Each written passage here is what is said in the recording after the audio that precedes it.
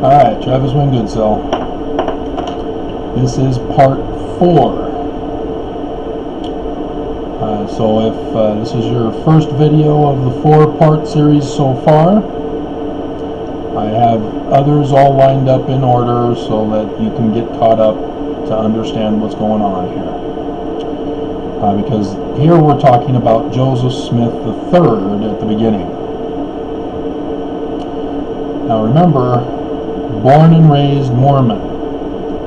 Mormons shouldn't be upset with me for finding out the truth about church history. I'm a Mormon. You are Mormon.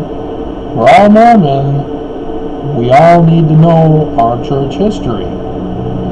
We can't just say, no, we don't need to know our church history. We just need to trust the current living prophet of the church, because he speaks for God. Well, what's the problem with that? There is a problem. It's a big problem, because if they're not the true successors of Joseph Smith, then they are not the prophet of God. They do not speak for him. And so I was lied and deceived about church history, as the church covers all of this information up. And it's not something to get mad at me for. Yet nonetheless, Mormons do.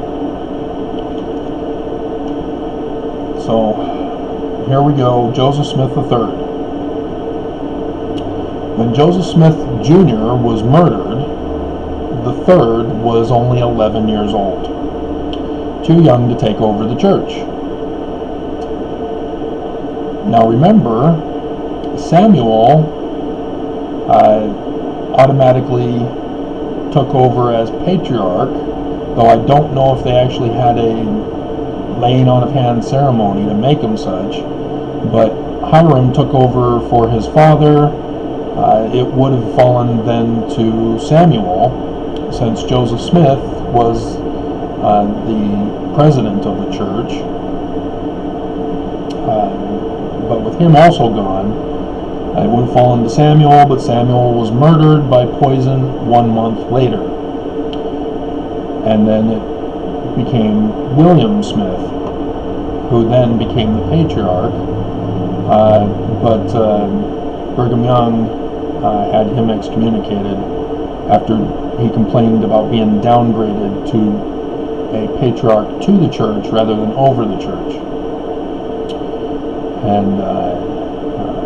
And so he gave up on Brigham Young and went his way to James Strang, and then to his own church, and then to Joseph Smith III when he was old enough to do his own church.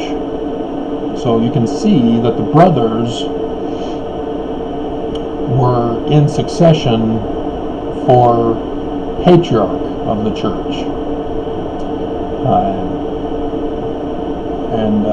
Remember, only Joseph and Hiram, I can't emphasize that enough, only those two were prophets, seers, and revelators. Hiram was patriarch, Joseph was translator. Nobody else, not Brigham Young and his 12 missionaries, not even the High Council with Samuel, nobody was prophet, seer, and revelator. And so now Joseph was also gone. And so who was to take over Joseph's position as well as Hiram's position as patriarch? And so Samuel is murdered.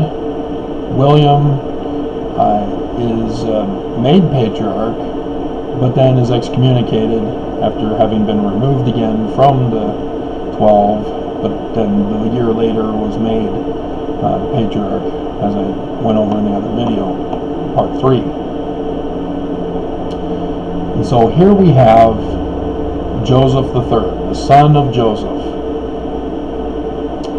This is where the succession for Joseph's position as first president would have fallen to if, like I mentioned in the beginning, part 1, that the Melchizedek priesthood all voted for Joseph Smith III. But he was only 11 years old at the time, wasn't even a Melchizedek priesthood holder. That doesn't mean anything, I guess, if the Melchizedek priesthood says that 11-year-old boy is now going to become the president of the church. He's going to also be made a Melchizedek priesthood holder. But it's according to the vote of the Melchizedek priesthood, Adam on Diamond. That's how it's done. That's how Joseph Smith set it up. And it was not done. And we Mormons were lied about that. We don't have a vote for successor in Brigham Young's branch off. And the whole system is completely different than what Joseph Smith had it. Specifically so that Brigham Young could claim succession. We're going to get to Brigham Young eventually. It's already almost 2 o'clock, so I don't know. I'm currently uploading the other, and I need to see the time left. Okay, 3 minutes to process. Okay. Oh, I can't see it. All right.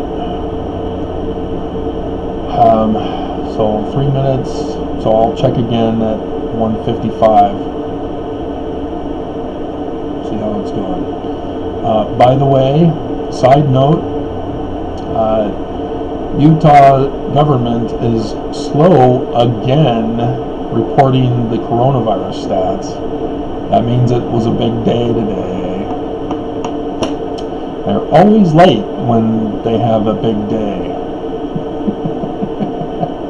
And it's not because they're trying to get in the numbers, it's because they don't want people to know.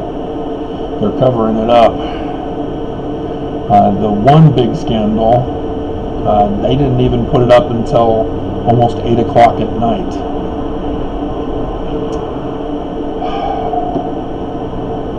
Alright, so Joseph Smith III.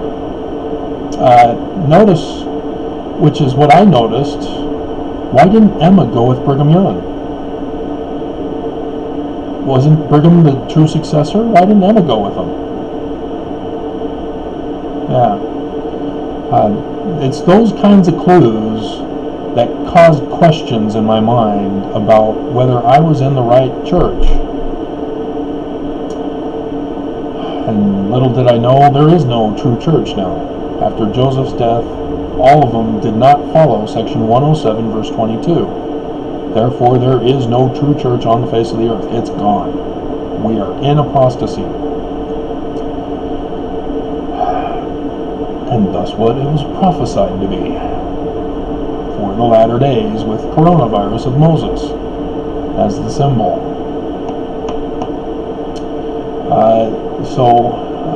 What's interesting is that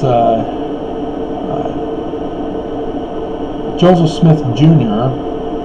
on 2 occasions, 27th of August 1834 and 2nd of April 1839, said Joseph III would be the successor. Now that runs in the face of section 107 verse 22. Unless you understand, in 1840, on July 19th, Joseph gave a sermon that should have clarified it for people. In that talk, he said, there are those in this audience who want me dead. And was referring to the symbolism of the Last Supper, where Jesus said, one of you will betray me. And that's what I was supposed to talk about in the beginning. To tie that together, and I blew it. So remember, Mormons, we are Mormon. I'm Mormon, born and raised, 50 years. It wasn't me who betrayed the church. It was the church who betrayed me. Okay. We're getting good numbers off the bat here. So it's catching people's attention. Alright, let's sign out. Focus on this video. And so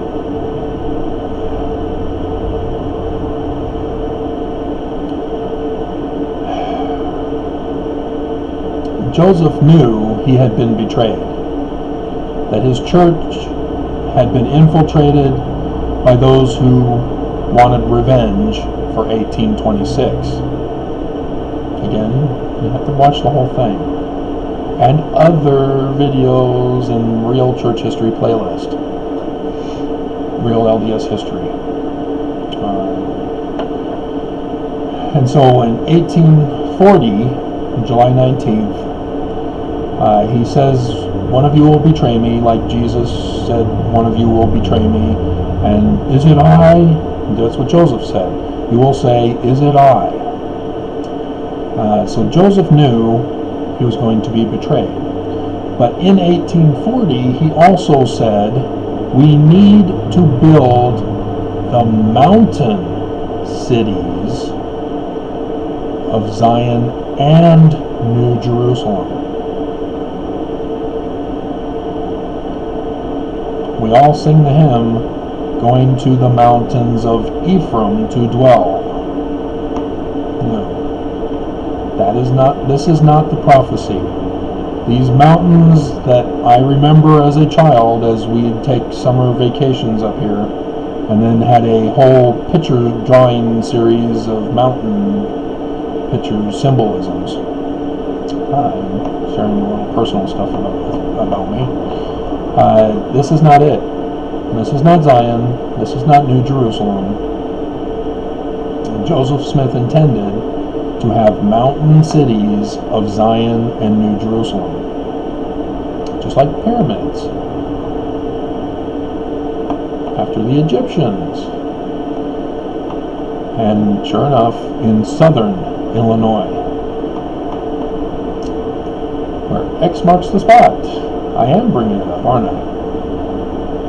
Total solar eclipses, 21st of August 2017 and 8th of April 2024.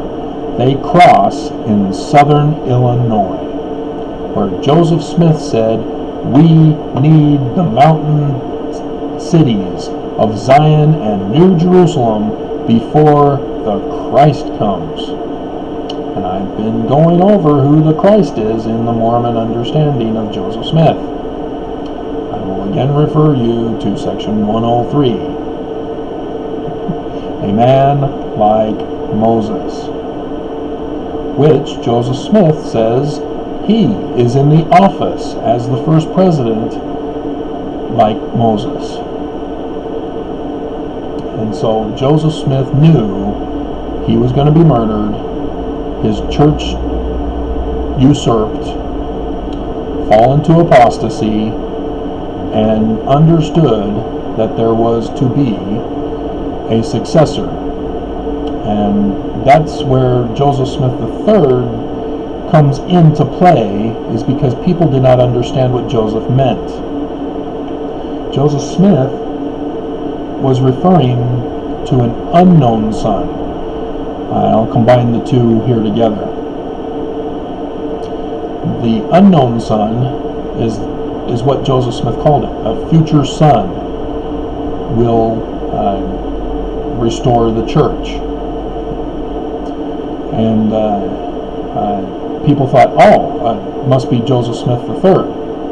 Or even Emma was pregnant with another son at the time, and so they thought, maybe it's the unborn son. And no.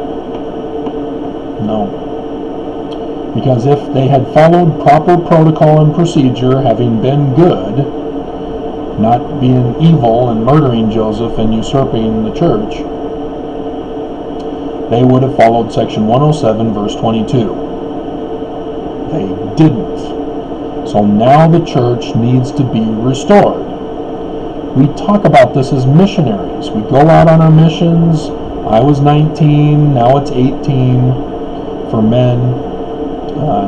Women were 21, now they're 19.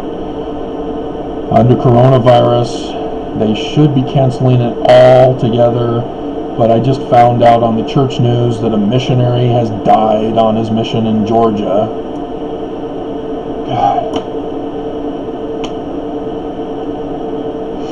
I mean, the prophecy of Heber C. Kimball that all the missionaries would be called home in the last days of Armageddon, that came to pass with this coronavirus, didn't it?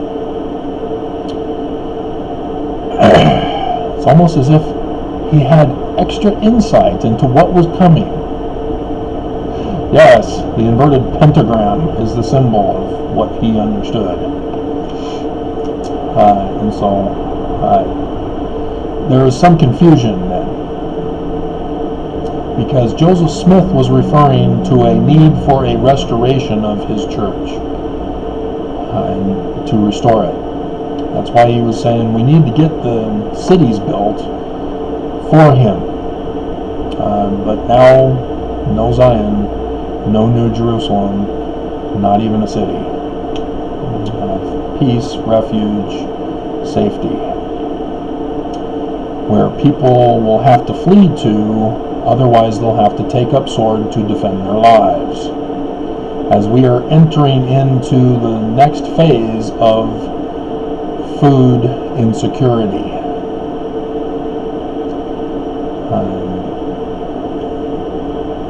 The majority of us will be able to make it for a little while longer, but there are those who can't, and they're already committing crimes as violence is escalating.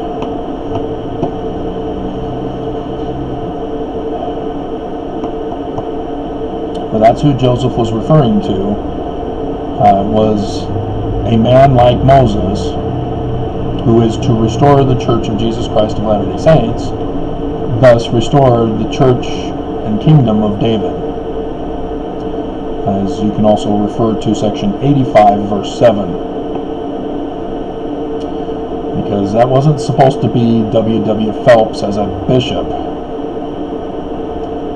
Bishops don't rule the kingdoms with a scepter of power, and they definitely aren't in charge of temples. The house of the Lord, set in order. And so, that's the sad part now that I realize that Heber C. Kimball was the one who raised Joseph Fielding Smith, who is the one who gave the first presidency message saying that section 85 verse 7 is null and void because W.W. Phelps repented. No, it was a prophecy. Alright, so Emma Smith wanted nothing to do with Brigham Young. She wanted her son to fill in for his father, but he needed to grow up, and eventually he did, and it became the Reorganized Church of Jesus Christ of Latter-day Saints. Because Brigham Young took the Church of Jesus Christ of Latter-day Saints, so they couldn't call it the same, so they called it the Reorganized Church. It's now the Community of Christ. They've given up on the Book of Mormon. They denounce it and join the Christian Coalition to become a Christian church now.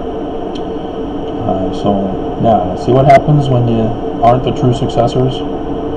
Sort of go off the deep end and start building temples with inverted pentagrams on them and seagull gates with inverted pentagrams on them, pointing to the state capitol, just like the roads and Washington, D.C. point to the White House in an inverted pentagram pattern, and then you have a a president of such church getting up in conference and saying, Jesus is now built upon the church, here's the new symbol. And we're doing away with the high priesthood group. There's only elders now as an office in the Melchizedek priesthood. So you're not getting exalted unless you become a leader in the church.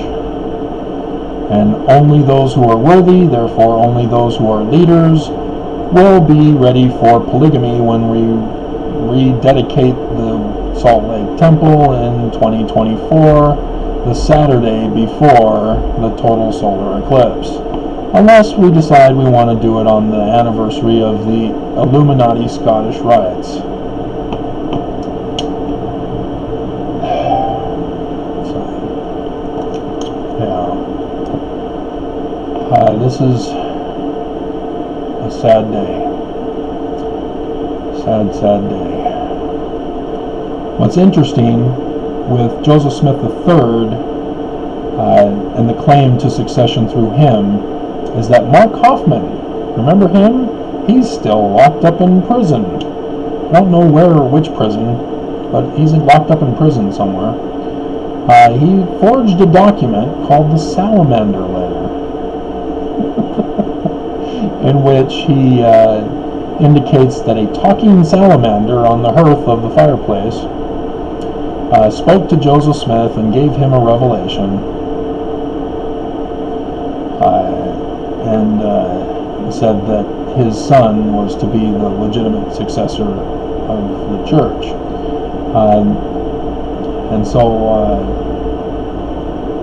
James Strang also reported, even though he started his own church, he said that a future son of Joseph Jr. would succeed the church and thus restore it. It's not really succeed. Though Emma had nothing to do with James Strang, because he's talking about a future son in the sense of a Mormon who will be raised up, as the Revelation talks about in section 103. A man like Moses will be raised up among my people, Mormons.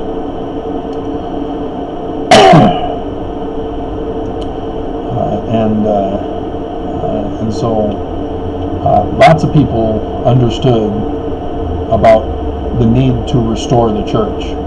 They just didn't understand it and thought Joseph Smith III was the guy, or the woman, or the baby in Emma's womb. Joseph Smith III, interestingly enough, refused to be the leader of the reorganized church until he got inspired one day in 1860. And in 1860 he claimed God finally inspired him to start the reorganized church. In 1880 he obtained legal authority to the Kirtland Temple, but lost the rights to the Temple lot in Missouri. In both legal cases, interestingly enough, Joseph Smith III was given legitimate succession by the United States courts.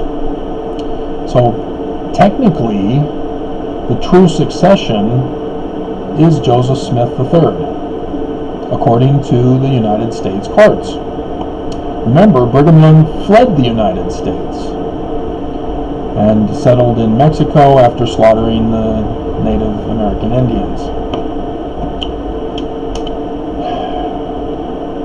So those are some interesting things about Joseph Smith III and the confusion over this future successor, a man to be raised up in the church, his people, as section 103 says, raised up one mighty and strong, as section 85 verse 7 says.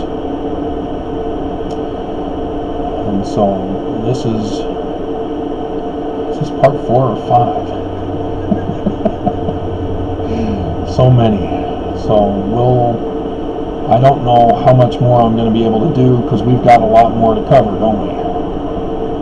Haven't gotten to Sidney Rigdon, haven't gotten to Oliver Cowdery, haven't gotten to David Whitmer, haven't even gotten to Brigham Young, though I've been talking a lot about him. And there's others. And we're already after 2 o'clock, so I'm not going to finish this series today. So, alrighty. I'll put in the quotes from the passages of Scripture to show you. So, understand that, Mormons. Joseph Smith understood Egyptian. He became a translator. He did not translate the Book of Mormon. He did not translate the Joseph Smith translation of the Bible. He did translate the Egyptian facsimiles in what he called the Book of Abraham. And figure 3 in facsimile number 2, the hypocephalus, for singular, masculine singular, that came from Joseph. And he did give some explanation on that. So that gives us a clue, and I went over this in a video summary about how to translate the Book of Joseph. That's how he did it. And yes, the Bible was done in the exact same manner in which he gave us chapter 1 of the Book of Abraham, as well as chapter 3, because chapter 2 was pretty much a copy from the King James Version, going back to the story of Abraham, and then 4 and 5. How many more were there with the creation story? I think it's just 4 and 5, wasn't it? But that he took the template of the creation story and put in God's, because he talked about intelligences that were created before the world was, and among these were the great and noble ones. These I will make my leaders. Alrighty.